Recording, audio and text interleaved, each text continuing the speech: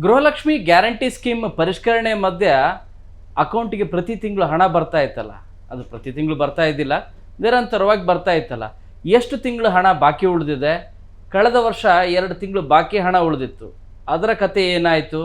ಮುಂದೆ ಏನಾಗುತ್ತೆ? ಈಗ ಹೊಸ ಅರ್ಜಿ ಸಲ್ಲಿಸುವವರೆಗೂ ಹಣ ಪಾವತಿ ಆಗುತ್ತಾ ಇಲ್ವಾ? ಈ ರೀತಿಯಾದಂಥ ಕೆಲವೊಂದಷ್ಟು ಗೊಂದಲ ಮತ್ತು ಪ್ರಶ್ನೆಗಳಿದ್ದಾವೆ ಸಹಜವಾಗಿ ಎಲ್ಲ ಫಲಾನುಭವಿಗಳಿಗೆ. ಈ ಕುರಿತಾದಂಥ ಗೊಂದಲಗಳಿಗೆ, ಪ್ರಶ್ನೆಗಳಿಗೆ ಈ ವಿಡಿಯೋದಲ್ಲಿ ಮಾಹಿತಿ ಇದೆ. ಈ ವಿಡಿಯೋನ ಕಂಪ್ಲೀಟಾಗಿ ನೋಡಿದ್ರೆ ನಿಮಗೆ ಫುಲ್ ಡೀಟೇಲ್ ಸಿಗುತ್ತೆ ಅಂತ ಭಾವಿಸಿದ್ದೇನೆ. ಮೊದಲನೇದಾಗಿ, ರಾಜ್ಯ ಸರ್ಕಾರದ ಗ್ಯಾರಂಟಿ ಸ್ಕೀಮ್ಗಳಲ್ಲಿ ಮೊದಲನೇದು ಅನ್ನಭಾಗ್ಯ ಸ್ಕೀಮ್, ಎರಡನೇದು ತುಂಬ ಇಂಪಾರ್ಟೆಂಟ್ ಸ್ಕೀಮ್ ಯಾವುದು ಅಂದರೆ ಅದು ಗೃಹಲಕ್ಷ್ಮಿ ಸ್ಕೀಮ್. ಆ ಕಾರಣಕ್ಕಾಗಿ ಕಾಂಗ್ರೆಸ್ ಪಕ್ಷ ತನ್ನ ಪಕ್ಷದ ಪ್ರಣಾಳಿಕೆಯಲ್ಲಿ ಈ ಗ್ಯಾರಂಟಿ ಸ್ಕೀಮ್ಗಳನ್ನು ನಾವು ಮೊದಲ ದಿನದಿಂದಲೇ ಇಂಪ್ಲಿಮೆಂಟ್ ಮಾಡ್ತೀವಿ ಅಂತ ಹೇಳಿದ್ರು. ಅದ್ಧೂರಿಯಾಗಿ ಎಲ್ಲ ಸ್ಕೀಮ್ಗಳನ್ನು ಕೂಡ ಇಂಪ್ಲಿಮೆಂಟ್ ಮಾಡುವಂಥ ಕಾರ್ಯವನ್ನು ಮಾಡಿದ್ರು. ಆರಂಭದಲ್ಲಿ ಪ್ರತಿ ತಿಂಗಳು ನಿರಂತರವಾಗಿ, ಒಂದು ತಿಂಗಳು ಬಿಟ್ಟರೆ ಆ ತಿಂಗಳು ಎಂಡಲ್ಲಾದ್ರೂ ಕೂಡ 2,000 ರೂಪಾಯಿ ಹಣ ಬರ್ತಾ ಇತ್ತು. ಎಷ್ಟು ಜನ ಇಲ್ಲಿವರೆಗೂ ನೋಂದಣಿ ಮಾಡ್ಕೊಂಡಿದ್ದಾರೆ ಅಂದರೆ 1,31,00,000 ಮೊದಲಿದ್ದು ಆರಂಭದಲ್ಲಿ 1,18,00,000 17 ಲಕ್ಷ ಇತ್ತು. ಈಗ ಅದು 1,31,00,000. ಸೊ ಈಗ ಪರಿಷ್ಕರಣೆ ಮಾಡ್ತಾ ಇದ್ದೀವಿ ಅಂತಿದ್ದಾರೆ. 4,30,000ಕ್ಕೂ ಹೆಚ್ಚು ಜನರು ಪರಿಷ್ಕರಣೆಯ ಹಿನ್ನೆಲೆಯಲ್ಲಿ ಅವರನ್ನು ಹೊರಗಡೆ ಇಡುವಂಥ ಕಾರ್ಯ ಆಗ್ತದೆ. 1,95,000 ಮೃತರಾದವರು ಕೂಡ ಒಂದು 4-5 ತಿಂಗಳಿಂದ ಹಣ ತಗೊಳ್ತಾ ಇದ್ರು. 1,94,000 IT ಫೈಲ್ ಮಾಡಿದವರು, ಅವರ ಯಜಮಾನರು ಅಥವಾ ಅವರು IT ಏನಾದರೂ ಫೈಲ್ ಮಾಡ್ತಾ ಇದ್ದರೆ ಅವರು ಈ ಪಟ್ಟಿಯಿಂದ ಹೊರಗಡೆ ಇಡುವಂಥ ಕಾರ್ಯ ಆಯಿತು. GST ಏನಾದರೂ ಫೈಲ್ ಮಾಡ್ತಾ ಇದ್ದರೆ ಅವರನ್ನು ಕೂಡ ಈ ಪಟ್ಟಿಯಿಂದ ಹೊರಗಡೆ ಇಡುವಂಥ ಕಾರ್ಯ ಆಯಿತು. BPL ಅಥವಾ APL ಕಾರ್ಡ್ ಯಾರ್ದು ಇರುತ್ತೆ ಅವರೆಲ್ಲರೂ ಕೂಡ ಹೊಸದಾಗಿ ಅರ್ಜಿ ಹಾಕಲಿಕ್ಕೂ ಕೂಡ ಅವಕಾಶವನ್ನು ಇಲ್ಲಿವರೆಗೂ ಮಾಡಲಾಗಿತ್ತು. ಈಗ ಹೇಳ್ತಾ ಇರೋದು ಇನ್ನೊಂದು 2 ದಿನದಲ್ಲಿ ಎಲ್ಲದೂ ಕೂಡ ಫೈನಲೈಸ್ ಆಗಿದೆ, ಹೊಸದಾಗಿ ಅರ್ಜಿಯನ್ನು ಸಲ್ಲಿಸಬೇಕು ಅಂತ ಹೇಳ್ತಾ ಇದ್ದಾರೆ. ಸೊ ಹೊಸದಾಗಿ ಅರ್ಜಿ ಸಲ್ಲಿಸೋ ಕುರಿತು ನಾನು ಪ್ರತ್ಯೇಕವಾಗಿ ಮತ್ತೊಂದು ವಿಡಿಯೋದಲ್ಲಿ ಮಾಹಿತಿಯನ್ನು ಕೊಟ್ಟಿದ್ದೀನಿ, ಹೇಗೆ ಏನಿರುತ್ತೆ, ಏನು ಡೀಟೇಲನ್ನು ಕಳಿಸ್ಬೇಕು ಅಂಥೇಳಿ. ಈಗ ಇರುವಂಥ ಪ್ರಶ್ನೆ ಏನಂದರೆ ಹಣದ ವಿಷಯ. ಯಾಕಂದರೆ ಇಲ್ಲಿವರೆಗೂ ಹಣ ತೊಗೊಂಡ್ರೋರು ಇದ್ದಾರೆ, ಆದರೆ ಕಳೆದ ಒಂದು 2-3 ತಿಂಗಳಿಂದ ಹಣ ಬರ್ತಾ ಇಲ್ಲ. ಯಾವಾಗ ಬರುತ್ತೆ? ಇದು ಹೊಸ ಅಪ್ಲಿಕೇಶನ್ ಹಾಕಾದ ಮೇಲೆ ಬರುತ್ತಾ? ಈ ರೀತಿ ಕೇಳೋರಿದ್ದಾರೆ. ಆದರೆ ಅದಕ್ಕೂ ಇದಕ್ಕೂ ಯಾವುದೇ ರೀತಿಯಾದಂಥ ಸಂಬಂಧ ಇಲ್ಲ. ಹೊಸ ಪರಿಷ್ಕರಣೆ ಸಂಬಂಧ ಅರ್ಜಿ ಹಾಕುವಂಥ ಪ್ರಕ್ರಿಯೆ ಏನಿದೆ ಪ್ರತಿಯೊಬ್ಬರು ಕೂಡ ಹಾಕಬೇಕು. ಯಾರ್ಯಾರು ಪ್ರತಿ ತಿಂಗಳು 2,000 ರೂಪಾಯಿ ಹಣ ತೊಗೋತಾ ಇದ್ದಾರಲ್ಲ ಅವರೂ ಅರ್ಜಿಯನ್ನು ಹಾಕ್ಬೋದು. ಯಾರು ಇದುವರೆಗೂ ಅಪ್ಲಿಕೇಶನ್ ಹಾಕಿಲ್ಲಲ್ಲ ಅವರು ಕೂಡ ಅಪ್ಲೈ ಮಾಡ್ಬೋದು. BPL ಕಾರ್ಡ್, APL ಕಾರ್ಡ್ ಹೊಂದಿದವರು ಯಾರಾದರೂ ಇದ್ದರೆ, ಮನೆ ಹಿಡಿತವರಿದ್ದರೆ ಅವರು ಅರ್ಜಿಯನ್ನು ಹಾಕ್ಲಿಕ್ಕೆ ಅವಕಾಶ ಇದೆ. ಆದರೆ ಮೃತರಾದವರು, IT ಏನಾದರೂ ಫೈಲ್ ಮಾಡ್ತಾ ಇದ್ದರೆ ನಿಮ್ಮ ಯಜಮಾನರು, ಅಥವಾ GST ಏನಾದರೂ ಫೈಲ್ ಮಾಡ್ತಾ ಇದ್ದರೆ ನಿಮ್ಮ ಕುಟುಂಬದ ಸದಸ್ಯರು ಅಂದರೆ APL ಕಾರ್ಡಲ್ಲಿ ಅಥವಾ BPL ಕಾರ್ಡಲ್ಲಿ ಅವ್ರ ಹೆಸರು ಇರಬೇಕು. ಹಾಗಿದ್ದರೆ ಮಾತ್ರ ಅವರೇನಾದರೂ ಇದ್ದರೆ ನಿಮ್ಮನ್ನು ಹೊರಗಡೆ ಇಡುವಂಥ ಕಾರ್ಯ ಆಗುತ್ತೆ. ಅವರು ಏನಾದರೂ ಅರ್ಜಿ ಸಲ್ಲಿಸ್ಬೋದಾ? ಖಂಡಿತವಾಗಿ ಕೂಡ ಅರ್ಜಿ ಸಲ್ಲಿಸ್ಬೋದು. ಆದರೆ ಅವರನ್ನು ಹೊರಗಡೆ ಇಡುವಂಥ ಕಾರ್ಯವನ್ನು ಆಟೋಮೆಟಿಕ್ಕಾಗಿ ಮಾಡೇ ಮಾಡುತ್ತೆ. ಯಾಕಂದರೆ NAC ಪ್ರತಿಯೊಂದನ್ನು ಕೂಡ ಆನ್ಲೈನ್ ಡಾಟಾ ಮಾಹಿತಿಯ ಹಿನ್ನೆಲೆಯಲ್ಲಿ ಚೆಕ್ ಮಾಡ್ತಾ ಹೋಗೋದು ನಿಮಗೆ ಆಟೋಮೆಟಿಕ್ಕಾಗಿ ಡಿಟೆಕ್ಟ್ ಆಗುತ್ತೆ. ಈ ಹಿನ್ನೆಲೆಯಲ್ಲಿ ಯಾರು APL ಮತ್ತು BPL ಕಾರ್ಡ್ ಹೊಂದಿದ್ದೀರಿ, ಯಾರು ಗೃಹಲಕ್ಷ್ಮಿ ಹಣವನ್ನು ತೆಗೆದುಕೊಳ್ತಾ ಇದ್ದೀರಿ, ಇದುವರೆಗೂ ಕೂಡ ಯಾರು ಅರ್ಜಿಯನ್ನು ಸಲ್ಲಿಸಿಲ್ಲ ಅವರೆಲ್ಲರೂ ಕೂಡ ಸಲ್ಲಿಸಲಿಕ್ಕೆ ಅವಕಾಶ ಇದೆ. ಸೊ ಈಗ ಮೇನ್ ಪಾಯಿಂಟಿಗೆ ಬರ್ತೀನಿ. ಮೊದಲನೇದೇನು ಅಂತ ಅನ್ನೋದಾದರೆ, ಇಲ್ಲಿವರೆಗೂ ಎಷ್ಟು ತಿಂಗಳ ಹಣ ಬಂದಿದೆ? ಮೇ ತಿಂಗಳ ಹಣ ಕೊಟ್ಟಿದೆ ಅಂಥೇಳಿ ಮಹಿಳಾ ಮತ್ತು ಮಕ್ಕಳ ಅಭಿವೃದ್ಧಿ ಇಲಾಖೆ ಹೇಳ್ತಾ ಇದೆ. ನೀವು ಬೇಕಾದರೆ DBT ಆ್ಯಪ್ ಏನಿದೆ ಮೊಬೈಲಲ್ಲಿ ಪ್ರತಿಯೊಬ್ಬರು ಕೂಡ ಆಲ್ಮೋಸ್ಟ್ ಇನ್ಸ್ಟಾಲ್ ಮಾಡ್ಕೋಬೋದು. ಈ ಕುರಿತು ಹಿಂದಿನ ವೀಡಿಯೋದಲ್ಲಿ ನಾನು ಈ ಕುರಿತು ಸಪ್ರೇಟ್ ಆದಂಥ ಡೀಟೇಲ್ ಕೊಟ್ಟಿದ್ದೀನಿ.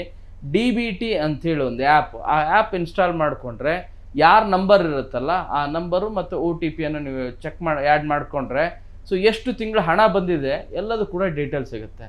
ಇಲ್ಲ ನಮಗೆ ಅಷ್ಟು ಬೇಡ ಅನ್ನೋದಾದರೆ ನೀವು ಏನಿಲ್ಲ, ನೀವು ಯಾವ ಬ್ಯಾಂಕ್ ಇರುತ್ತಲ್ಲ ಆ ಬ್ಯಾಂಕಲ್ಲಿ ಹೋಗಿ ನೀವು ಪಾಸ್ಬುಕ್ ಪ್ರಿಂಟೌಟ್ ಮಾಡಿಸ್ಕೊಂಬಂದರೆ ನಿಮಗೆ ಆಟೋಮೆಟಿಕ್ಕಾಗಿ ಎಷ್ಟು ತಿಂಗಳವರೆಗೂ ಗೃಹಲಕ್ಷ್ಮಿ ಹಣ ಬಂದಿದೆ ಅನ್ನೋದು ಗೊತ್ತಾಗ್ತಾ ಹೋಗುತ್ತೆ. ಭಾಳಷ್ಟು ಜನ ಹೇಳ್ತಾ ಇರೋದು ಗೃಹಲಕ್ಷ್ಮಿ ಫಲಾನುಭವಿಗಳು ಮೇ ತಿಂಗಳ ಹಣನೇ ಬಂದಿಲ್ಲ ನಮಗೆ ಅಂತ ಹೇಳ್ತಾ ಇದ್ದಾರೆ.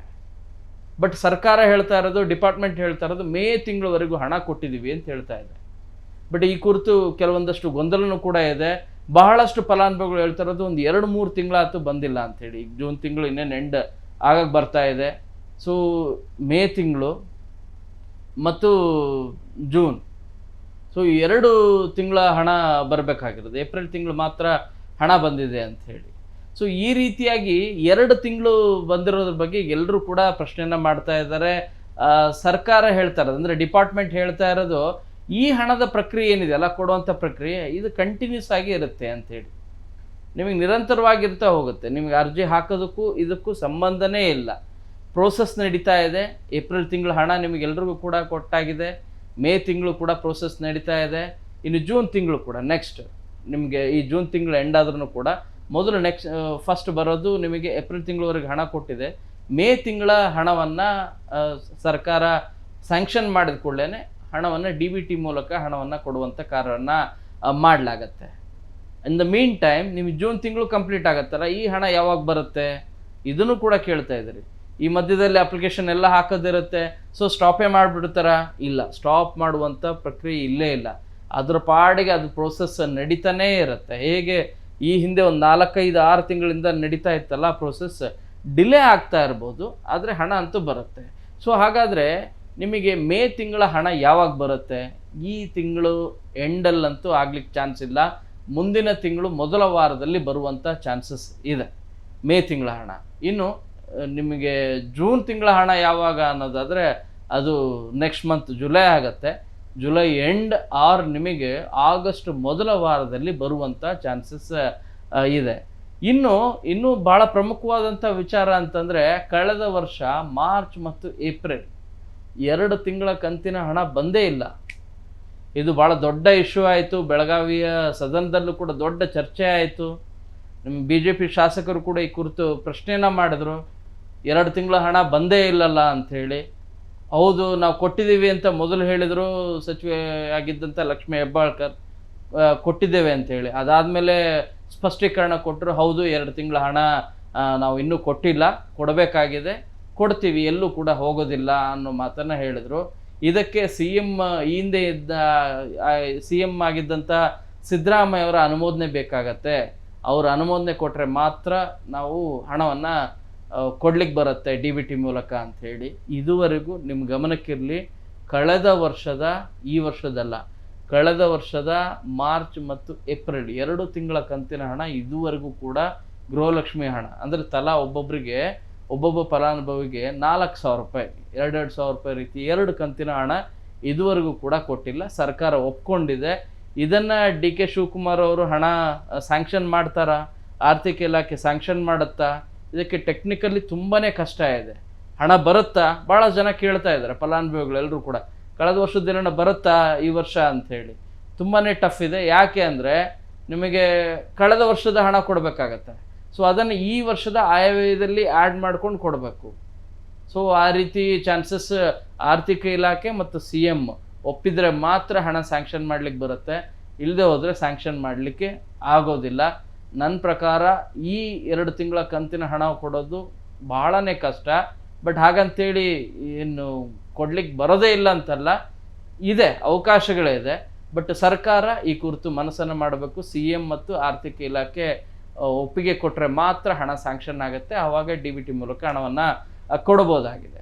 ಸೊ ಈ ಮಾರ್ಗ ಮಧ್ಯದಲ್ಲಿ ಪರಿಷ್ಕರಣೆ ಏನಾಗ್ತಾ ಇದೆಯಲ್ಲ, ಈ ಪ್ರೋಸೆಸ್ ಕಂಪ್ಲೀಟ್ ಆಗೋವರೆಗೂ ಕೂಡ ಸ್ಟಾಪ್ ಮಾಡುವಂಥ ಪ್ರಕ್ರಿಯೆ ಏನಾದರೂ ಇದೆಯಾ ಅಂತ ನೋಡೋದಾದರೆ ಇಲ್ಲ. ಡಿಪಾರ್ಟ್ಮೆಂಟ್ ಹೇಳ್ತಾ ಇರೋದು, ಇಲಾಖೆ ಅಧಿಕಾರಿಗಳು ಹೇಳ್ತಾ ಇರೋದು ಇಲ್ಲ, ನಿಮ್ಮ ಇದಕ್ಕೆ ಯಾವುದೇ ರೀತಿಯಾದಂಥ ತೊಂದರೆ ಏನಿಲ್ಲ. ಪರಿಷ್ಕರಣೆ ಅದು ಆಟೋಮೆಟಿಕ್ಕಾಗಿ ಆಗ್ತಾನೇ ಇರ್ತದೆ. ಈಗ 4 ಲಕ್ಷ ಏನಿದಾರಲ್ಲ ಅವರನ್ನು ಹೊರಗಡೆ ಇಡುವಂಥ ಕಾರ್ಯ ಆಗ್ತದೆ. ಇನ್ನುಳಿದಂಥವ್ರು ಯಾರಿದಾರಲ್ಲ 1,27,00,000 ಫಲಾನುಭವಿಗಳು, ಅವರಿಗೆ ಅವರ ಬ್ಯಾಂಕ್ ಖಾತೆಗೆ DBT ಮೂಲಕ ಹಣವನ್ನು ಕೊಡುವಂಥ ಕಾರ್ಯವನ್ನು ನಾವು ಮಾಡ್ತೇವೆ ಅಂತೇಳಿ ಇಲಾಖೆ ಅಧಿಕಾರಿಗಳು ಹೇಳ್ತಾ ಇದ್ದಾರೆ. ಅದಕ್ಕೂ ಇದಕ್ಕೂ ಸಂಬಂಧ ಇಲ್ಲ. ಪರಿಷ್ಕರಣೆ ಯಾವಾಗ ಕಂಪ್ಲೀಟ್ ಆಗುತ್ತೆ ಅಂದರೆ ನೀವು ಅರ್ಜಿ ಹಾಕುವಂಥ ಕಾರ್ಯನೂ ಕೂಡ ಕಂಪ್ಲೀಟಾಗಿ ಏನಾಗುತ್ತಲ್ಲ, ಅದಾದಮೇಲೆ ಅವ್ರು ಫೈನಲೈಸ್ ಮಾಡಿ ಸ್ಕ್ರೂಟ್ನಿ ಮಾಡ್ತಾರಲ್ಲ, ಅದಾದಮೇಲೆ ಹೊಸ ಒಂದು ಲೀಸ್ಟನ್ನು ಬಿಡ್ತಾರಲ್ಲ, ಆವಾಗ ನೀವು ಆ ಪಟ್ಟಿಯಲ್ಲಿ ಇದ್ದರೆ ಮಾತ್ರ ಮುಂದೆ ನಿಮಗೆ ಹಣ ಬರುತ್ತೆ, ಇಲ್ಲದೆ ಹೋದರೆ ಬರಲ್ಲ. ಅಲ್ಲಿವರೆಗೂ ಅಂತ ಅನ್ನೋದಾದರೆ ಇದೆಲ್ಲ ಪ್ರೋಸೆಸ್ ಇನ್ನೂ 1 ತಿಂಗಳ ಮೇಲೇ ಹೋಗುತ್ತೆ. ಸೊ ಹಾಗಾಗಿ ಇಲ್ಲಿವರೆಗೂ ಹಣ ಯಾರ್ಯಾರು ತೆಗೆದುಕೊಳ್ತಾ ಇದ್ರಲ್ಲ ಅವ್ರಿಗೆ ಕಂಟಿನ್ಯೂಸ್ ಆಗಿ ಹಣ ಬರುತ್ತೆ. ಯಾರಿಗೆ ಬಂದಿಲ್ಲಲ್ಲ ಅದಕ್ಕೆ 2-3 ಕಾರಣಗಳಿರ್ತವೆ. ಒಂದು ಆಧಾರ್ ಸೀಡಿಂಗ್, ಒಂದು ನಾನೀಗಾಗಲೇ ಹೇಳಿದಂತೆ ನಿಮ್ಮಲ್ಲಿ ಯಾರನ್ನ ಮೃತಪಟ್ಟವರು ಇದ್ದರೆ ಅವ್ರನ್ನ ಹೊರಗಡೆ ಇಟ್ಟಿರ್ತಾರೆ, IT ಫೈಲ್ ಮಾಡ್ತಾ ಇದ್ದರೆ, GST ಫೈಲ್ ಮಾಡ್ತಾ ಇದ್ದರೆ ಹೊರಗಡೆ ಇಟ್ಟಿರ್ತಾರೆ. ಇಷ್ಟಲ್ಲದೆ ಇನ್ನೂ ಬೇರೆ ಕಾರಣಗಳು ಇದ್ದಾವೆ. ಆಧಾರ್ ಸೀಡಿಂಗ್ ಅಂದರೆ ನಿಮ್ಮ ಆಧಾರ್ ನಂಬರ್ ಮತ್ತು ಬ್ಯಾಂಕ್ನ ಅಕೌಂಟ್ ಏನಿದೆ ಅದು ಸೀಡಿಂಗ್ ಆಗಿರಬೇಕು. ಯಾವ ಬ್ಯಾಂಕಿಗೆ ಕೊಟ್ಟಿರ್ತೀರಿ ಅನ್ನೋದು ಭಾಳ ಇಂಪಾರ್ಟೆಂಟ್. ಯಾವ ಬ್ಯಾಂಕ್ ಖಾತೆ ಕೊಟ್ಟಿದ್ದೀರಿ ಅನ್ನೋದನ್ನು ಗೃಹಲಕ್ಷ್ಮಿ ಖಾತೆಗೂ ಕೂಡ ನೀವು ಇದೇ ಬ್ಯಾಂಕ್ ಕೊಟ್ಟಿದ್ದೀರಾ ಅದನ್ನು ಕೂಡ ಕ್ಲಾರಿಫೈ ಮಾಡ್ಕೋಬೇಕು. ಏನಿಲ್ಲ, ಭಾಳ ಸಿಂಪಲ್. ನೀವು ಯಾವ ಬ್ಯಾಂಕ್ಗಳು ಇದಾವೆ, ಒಂದು 3 ಬ್ಯಾಂಕ್ ಅಕೌಂಟ್ ಇರುತ್ತೆ ಅಂದ್ಕೊಳ್ಳಿ ನಿಮ್ಮಲ್ಲಿ. ಸೊ 3 ಬ್ಯಾಂಕ್ ಅಕೌಂಟಿಗೆ ಹೋಗಿ ಯಾವ ಬ್ಯಾಂಕ್ ಜೊತೆಗೆ ನಂದು ಆಧಾರ್ ಸೀಡಿಂಗ್ ಆಗಿದೆ ಸರ್ ಅಂತ ಕೇಳಿದ್ರೆ ಅವರೇ ಹೇಳ್ತಾರೆ, ಹೌದು ಈ ಬ್ಯಾಂಕಿಗೆ ಆಧಾರ್ ಸೀಡಿಂಗ್ ಆಗಿದೆ ಅಂತ ಹೇಳಿ. ಸೊ ಆಧಾರ್ ಸೀಡಿಂಗ್ ಆಗಿರುವಂಥ ಬ್ಯಾಂಕಿನ ಡೀಟೇಲನ್ನೇ ಗೃಹಲಕ್ಷ್ಮಿ ಕೊಟ್ಟಿದ್ದೀನಾ ಚೆಕ್ ಮಾಡ್ಕೊಳ್ಳಿ. ಹಾಗೆ ಚೆಕ್ ಮಾಡಿಕೊಂಡು ಕರೆಕ್ಟಾಗಿತ್ತು ಅನ್ನೋದಾದರೆ ನಿಮ್ಗೆ ಯಾವುದೇ ರೀತಿಯ ತೊಂದರೆ ಇಲ್ಲ. ಬೇರೆ ಬ್ಯಾಂಕ್ ಏನಾದರೂ ಆಧಾರ್ ಸೀಡಿಂಗ್ ಆಗಿರುತ್ತೆ, ಬೇರೆ ಬ್ಯಾಂಕ್ ಅಕೌಂಟ್ ಕೊಟ್ಟಿದ್ರೆ ಆವಾಗ ನಿಮಗೆ ಹಣ ಬಂದಿರೋದಿಲ್ಲ. ಈ ರೀತಿ 5-6 ತಿಂಗಳು ಕೂಡ ಆಗಿರುತ್ತೆ. ಟೆಕ್ನಿಕಲ್ ಪ್ರಾಬ್ಲಮ್ ಅಷ್ಟೇ. ಆಧಾರ್ ಸೀಡಿಂಗನ್ನು ಮತ್ತೆ ಚೇಂಜ್ ಮಾಡ್ಕೊಂಡು ಅಪ್ಡೇಟ್ ಇನ್ಫಾರ್ಮೇಷನ್ನ ಮಹಿಳಾ ಮತ್ತು ಮಕ್ಕಳ ಅಭಿವೃದ್ಧಿ ಇಲಾಖೆ ಕೊಟ್ಟುಬಿಟ್ರೆ ನಿಮಗೆ ಈಸಿಯಾಗಿ ಕ್ಲಿಯರ್ ಆಗಿಬಿಡುತ್ತೆ. ಒಂದು. ಎರಡನೇದು KYC ಅಂಥೇಳಿ ಆಧಾರ್ ಅಪ್ಡೇಟನ್ನು ಮಾಡಬೇಕಾಗತ್ತೆ. ವರ್ಷಕ್ಕೊಂದ್ಸರಿ, 1.5 ವರ್ಷಕ್ಕೊಂದ್ಸರಿ ಬ್ಯಾಂಕ್ನವರೇ ಆಗಲಿ ಬ್ಯಾಂಕಿಗೆ ನೀವು ಡೀಟೇಲನ್ನು ಕೊಡಬೇಕಾಗತ್ತೆ.